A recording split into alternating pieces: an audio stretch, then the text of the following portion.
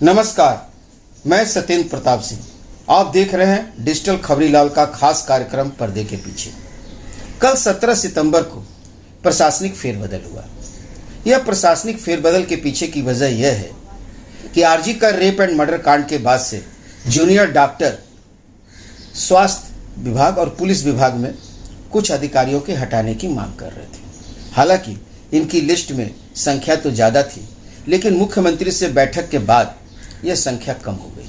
मुख्यमंत्री ने साफ शब्दों में कहा कि एक साथ इतने लोगों को नहीं हटाया जा सकता क्योंकि प्रशासनिक कार्य में दिक्कत आएगी। तो तय हुआ कि पुलिस कमिश्नर और डीसीपी नॉर्थ हटाए जाएंगे और स्वास्थ्य विभाग में डायरेक्टर हेल्थ सर्विसेज और डायरेक्टर मेडिकल एजुकेशन हटाए जाएंगे। यानी 4 लोगों को हटाने की बात थी। इसके तहत आगे की कार्रवाई देखी जाएगी और जब वक्त आएगा तो आपकी बाकी मांगे भी इस पर गौर से विचार विमर्श किया जाएगा। अब सवाल यह है कि जो 17 तारीख को हुआ, इसमें नया क्या हुआ और पुराना क्या हुआ। अगर इस पर हम गौर करें तो 17 साल पहले 17 तारीख को ही कुछ ऐसा ही हुआ था। 17 साल पहले 2007 17 अक्टूबर को तत्कालीन मुख्यमंत्री बुद्धदेव भट्टाचार्य ने भी एक फेरबदल किया था। उस फेरबदल के दौरान उन्होंने तत्कालीन police commissioner Prasun Mukherjee, DCP central Gyanwant Singh और डीसीपी हेडक्वार्टर अजय कुमार सहित 5 लोगों को हटाया था। वजह यह था कि रिजवानुर रहमान हत्याकांड के बाद विपक्ष की नेता ममता बनर्जी इनकी इस्तीफे के लिए पीछे पड़ी हुई थी और उसके बाद हाई कोर्ट के हस्तक्षेप के बाद मजबूरन बुद्धदेव भट्टाचार्य को इन लोगों को हटाना पड़ा था। और 17 साल बाद 17 सितंबर को मुख्यमंत्री के हैसियत से ममता बनर्जी को भी यह प्रशासनिक फेरबदल करना पड़ा। और मजे की बात तो यह है कि जहां तक पुलिस कमिश्नर के हटाए जाने का सवाल है, बैठक के दौरान जूनियर डॉक्टरों से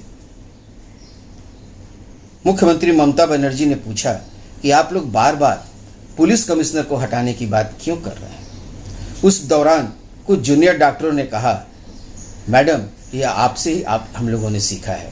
आपने ही 17 साल पहले पुलिस कमिश्नर प्रसून मुखर्जी को हटाने की बात कही थी और कहा था कि जब पुलिस प्रशासन के हेड ही जब वहाँ बैठा रहेगा तो जांच कहाँ से होगी। खैर, यह बात वहीं की वहीं ख़त्म हो गई और एक लाइटर नोट पे ही ख़त्म हुई। अब सवाल यह उठता है कि कल क्या कुछ फेरबदल हुआ, पहले उस पर एक नज़र डालते हैं। जो कुर्सी सबसे ज़्यादा चर्चा में व खतरे में थी वह विनीत गोयल की कोलकाता पुलिस कमिश्नर की कुर्सी थी। यह कुर्सी मनोज वर्मा को दी गई है। मनोज वर्मा की एडीजी लॉ एंड ऑर्डर की कुर्सी जावेद समीम को दी गई है। जावेद समीम की एडीजी एंड आईजीपी आईबी की कुर्सी ज्ञानवंत सिंह को दी गई है। ज्ञानवंत सिंह की डायरेक्टरेट ऑफ इकोनॉमिक ऑफेंसेस की कुर्सी त्रिपुरारी अथर्व को दी गई है। त्रिपुरारी अथर्व की एडीजी एंड आईजीपी एसटीएफ की कुर्सी विनीत गोयल को दी गई है। जिस विनीत गोयल को लेकर इतना विवाद हुआ, दरअसल इन 5 आईपीएस अधिकारियों के मध्य तबादला हुआ है। नॉर्थ कोलकाता के डीसीपी अभिषेक गुप्ता को ईस्टर्न फ्रंटियर राइफल्स के 2nd बटालियन का कमांडिंग ऑफिसर बनाया गया है। अभिषेक गुप्ता की जगह सिलीगुड़ी पुलिस कमिश्नरेट के डीसीपी ईस्ट दीपक सरकार को नॉर्थ कोलकाता का नया डीसीपी बनाया गया है। अब इन ट्रांसफर जो हुए हैं ये सिर्फ 5 आईपीएस अधिकारियों के मध्य हुए हैं और यदि जूनियर डॉक्टरों की बात माने या उनकी मांग पर गौर करें तो इनका तिरस्कार चाहते थे, लेकिन ये लिस्ट देखने के बाद लग रहा है कि सबको पुरस्कार दिया गया है। और मुख्यमंत्री स्वयं बैठक के दौरान भी कहीं और मीडिया के सामने उन्होंने कहा कि विनीत गोयल बार बार इस्तीफा देना चाह रहे हैं और वो अपने पसंदीदा विभाग में जाना चाहते हैं। और बिल्कुल ये लिस्ट देखने के बाद वो प्रतीत भी हो रहा है कि उनको पसंदीदा विभाग मिला है। खैर, इसके अलावा 2 और परिवर्तन देखने को मिला।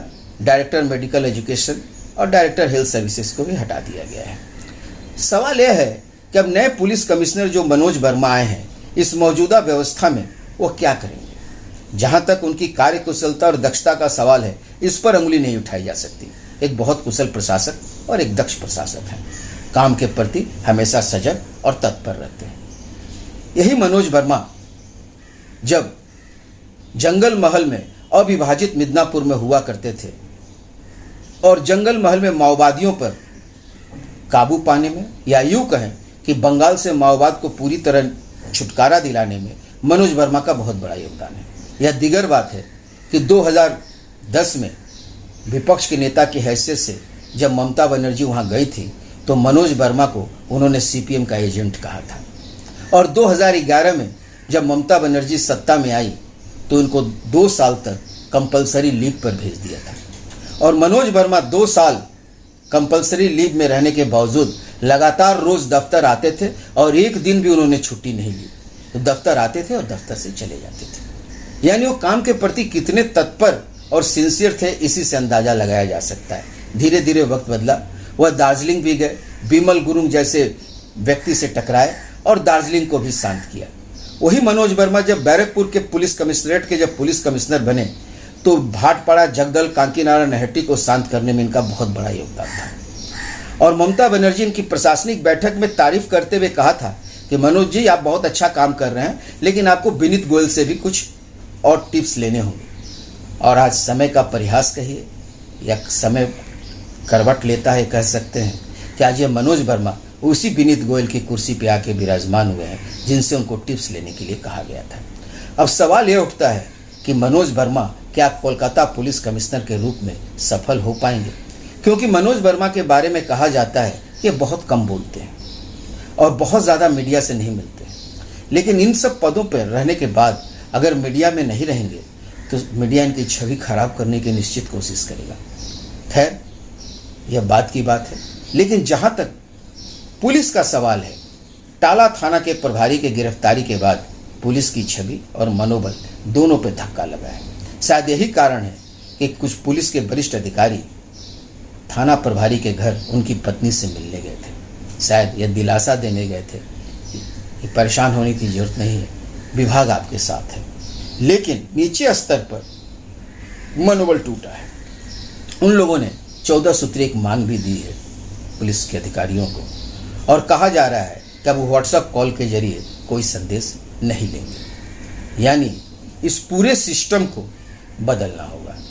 और मनोज वर्मा को एक बहुत बड़ी चुनौती मिली है और मनोज वर्मा से उम्मीद की जा सकती है कि शायद इसमें वो सफल हों, लेकिन वक्त अभी फ़िलहाल उस तरह का नहीं है, थोड़ा वक्त लग सकता है।